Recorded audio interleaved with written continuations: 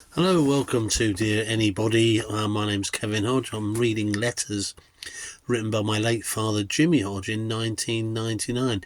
He did a letter for every day of the year in 1999 as a prequel to the flip over to the millennium, and I'm trying to read one a day. Apologies for yesterday, went in for another hospital appointment, so got a bit curtailed, so I'm covering the 12th and 13th of May today. The 12th of May, Queen Mother unveiled a memorial to the 30,000 civilians who died in the Blitz. Now, VE Day been last week. It's all very much 85 years ago, I think it was, or 80 years ago? 80 years ago that World War II ended, so that was quite a thing. But the NATO bombing in the Balkans still seems to be occupying a lot of news space, it seems to me. And President Yeltsin of Russia yesterday was threatening to pull out of peace agreements. That was quite a big thing. Something here that Dad said, some observers have been dismissive of China, and Dad said not something one should do lightly. How true. 26 years ago, I'm not quite sure what their economic state was, but they are an economic powerhouse now for sure. So Dad, I think, knew something we didn't.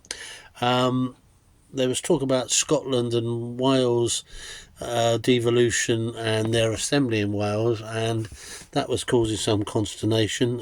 Something to do with banning on beef, and obviously the Welsh wanted some sort of ban, but it was to prevent BSE, but that was causing quite a bit of a stink, unfortunately.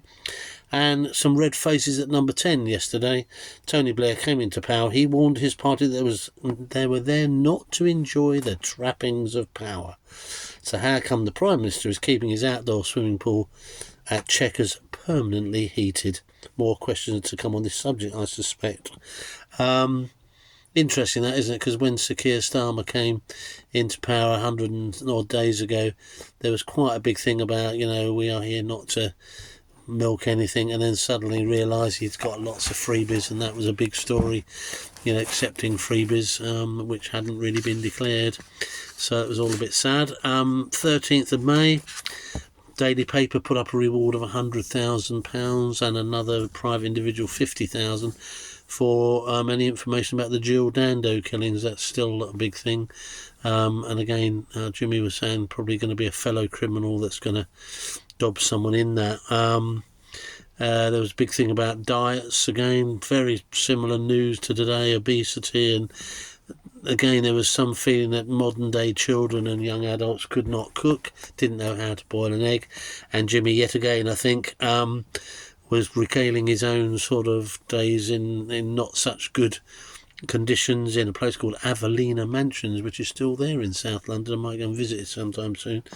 And he said, how do you know something was awful? It just smelled bad. Fridges, didn't know what they were, but all him and his fellow brothers and sisters all could actually do basic cooking, he reckons. So olive oil was given a good thumbs up by scientists. Don't know if that's still the case. Brain functioning all improved as a result of. And the PSs. 2 police officers from Bedfordshire were going to Australia to get some clues on how to police the gay community. Not sure if there was one law for gays and another for the rest of us, Dad was saying. And German traffic wardens, now this is true apparently, are being taught how to tell jokes when they issue tickets and things, just to keep the confrontation level down. We have ways of making you laugh. So we'll see. I'm never quite sure if that caught on. I don't think... certainly I found the German police fairly affable. I got stopped once on the way back from Germany. They thought my bikes were falling off, which they weren't, but they were fairly affable. German police, nice. French police wouldn't smile too much when they're out. They've got a real reputation of being hard nuts, really. So yeah, not to be messed with, I think. That's my anecdotal experience. Whether it's true or not, of course, I don't know. Anyway, so that was the 12th, 13th of May.